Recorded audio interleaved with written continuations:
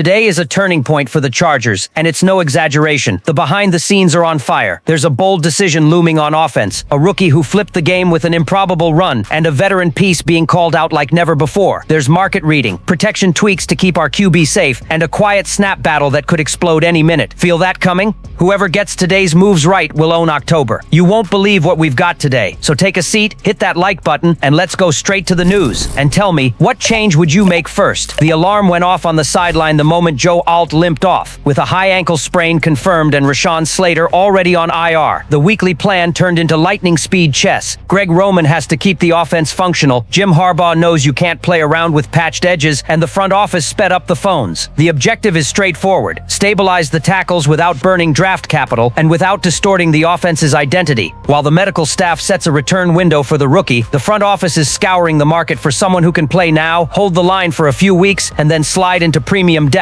The answer gaining momentum inside the facility has a name: Yosh Nijman. 6'7", 314 pounds, Taylor Moton's backup on the right side, and Ikem Ekwonu's alternative on the left in Carolina. He's the swing tackle you want to survive a turbulent stretch. He can line up at LT or RT, has the length to widen a rusher's arc, and the anchor to survive longer play-action concepts. The fit with Greg Roman is natural. In gap and power concepts, Nijman puts his body where it has to be, seals edges, sustains double teams and combo blocks in duo, and has enough movement to show up on counter and trap when called. The contract helps a lot. Nijman is on a short, low-cost deal for 2025, roughly a one-year agreement around $2 million with playtime incentives. For the Chargers, the cap impact would only be the prorated remainder of his base salary. In other words, it fits today's cap without handcuffing tomorrow's. Since the offseason, he's appeared on short lists of potential trade targets, and there was even speculation out of Green Bay about a return for the right price. That doesn't put him officially on the block, but it does signal conditional availability if the offer makes sense. On the field, the plan is simple.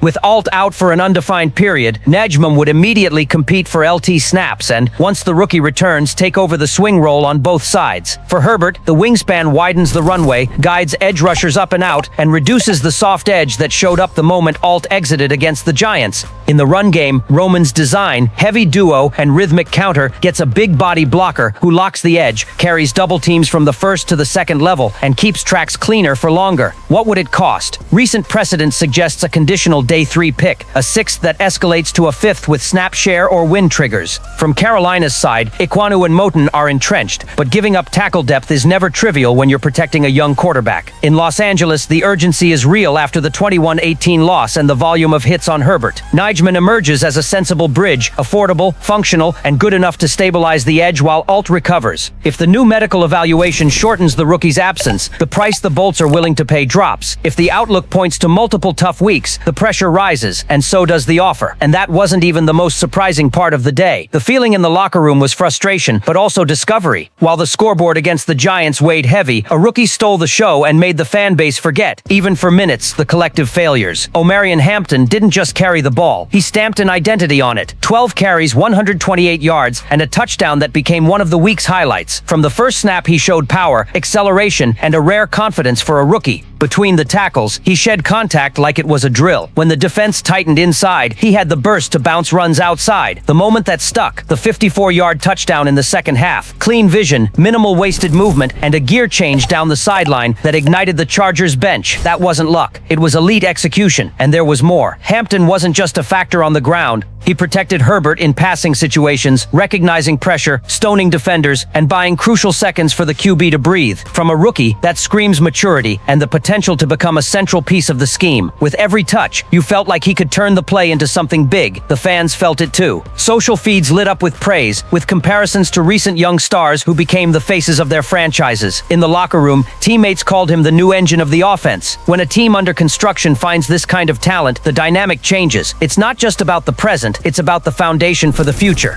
The Chargers have spent seasons searching for consistency on the ground. Between injuries, staff changes, and swings that didn't land, it felt like a constant hole. But in New York, we saw flashes of something solid. Hampton doesn't have to carry the piano alone, but he showed he has the balance to be the reference point. His zone vision, his patience to set up blocks, his ability to accelerate through tight creases, all of it makes a rookie look ready. In a league where running backs are replaceable, the Chargers may have found someone different. Even in defeat, the invisible win was obvious. Hampton gave them identity. More importantly, he gave confidence to an offense that looked lost. Games like this don't just pad a rookie's stat line, they accelerate careers and flip narratives. Herbert found support, Roman found a new tool, and the fans found renewed hope. And that wasn't even the most surprising part of the week. The fan base's patience is stretched thin, and the target is clear now. Tyler Conklin, the tight end, arrived to solve a needy position group, but in 4 games he's already become a synonym for frustration. Against the Giants in that painful 21-18 defeat, he practically disappeared from the stat sheet. 1 target, 1 catch, 3 yards. And the problem didn't stop there. In the third quarter, when the Chargers had a chance to take the lead, we got the play that laid the drama bare. Conklin tried to set a pick to free up Lad McConkey, but ended up colliding with his teammate. Result: a layup interception for Drew Phillips. The go-ahead evaporated, and the team's morale sank. It's the kind of play fans don't forget. The issue goes deeper than one mistake. Conklin has long been praised as a reliable pass blocker, but even that's being questioned. If he's not contributing as a receiver and he's wobbling in protection, what's left? Jim Harbaugh reacted quickly in New York. He cut Conklin's snaps in half compared to the first 3 weeks. It was just 12 plays, 9 routes, 0 impact. The message was loud and clear: the staff doesn't trust him right now. In that vacuum, rookie Oronde Gadsden II is the one rising. With a big-time name and wide receiver genes, he's flashing the kind of traits that get you excited. Taller, faster, more athletic, he's the opposite of Conklin: youth, upside, and juice. With every route, Gadsden seems to justify that 5th-round pick. With Will Dissly dealing with a knee issue, the pressure for playing time climbs even more. The fans aren't hesitating. Socials are begging to turn the page, get Gadsden on the field, and forget Conklin.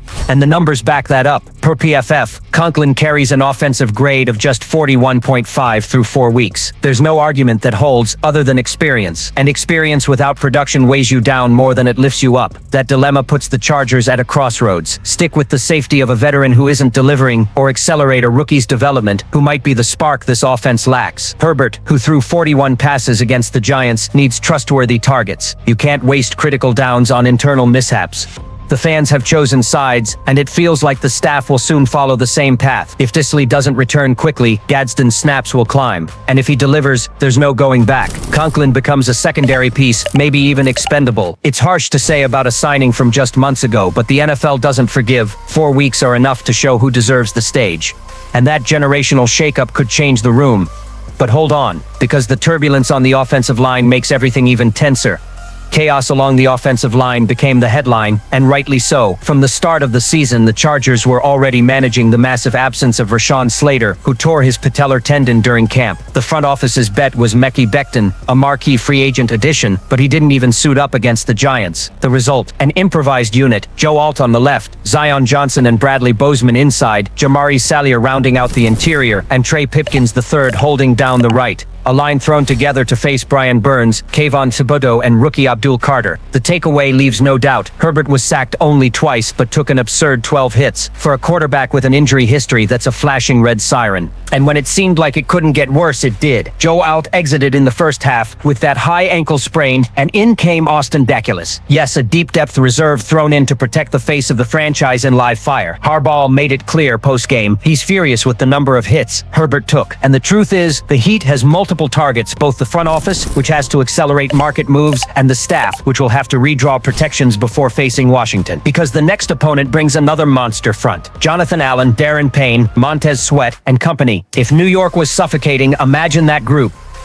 The dilemma is getting clearer by the day. Without Slater and with Alt in the training room, the line turned into a fragile house of cards. Pipkins and Daculus don't offer the same security on the edge, and Roman needs creative solutions to minimize the damage. That could mean heavy doses of 12 personnel with 2 tight ends helping in protection, or even changes to the pass tempo, prioritizing quick game and screens to sap the rush. But none of this is sustainable long-term without reinforcements, which is why the rumor mill is hot with possible tackle moves, as we've already discussed. Nijman is a real name on the table, but he may not be the only one.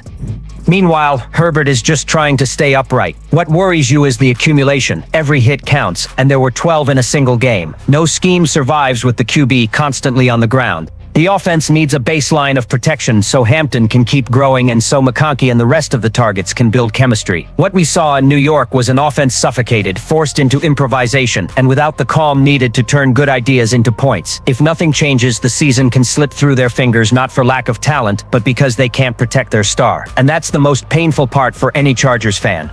So that's where we are, a team under pressure, but alive. The front office is mapping the market for a tackle to shield Herbert. Hampton has lit a spark in the run game. The tight end rotation needs the courage to bet on new blood, and the line needs answers now. Harbaugh knows the way. Roman has chess pieces to tweak. The fans are right to demand urgency. If the move comes at the right time, October changes color. Now I want to hear you. What's your immediate priority edge? Help, more snaps for the rookie, or a tactical pivot? Comment, share, and subscribe right now.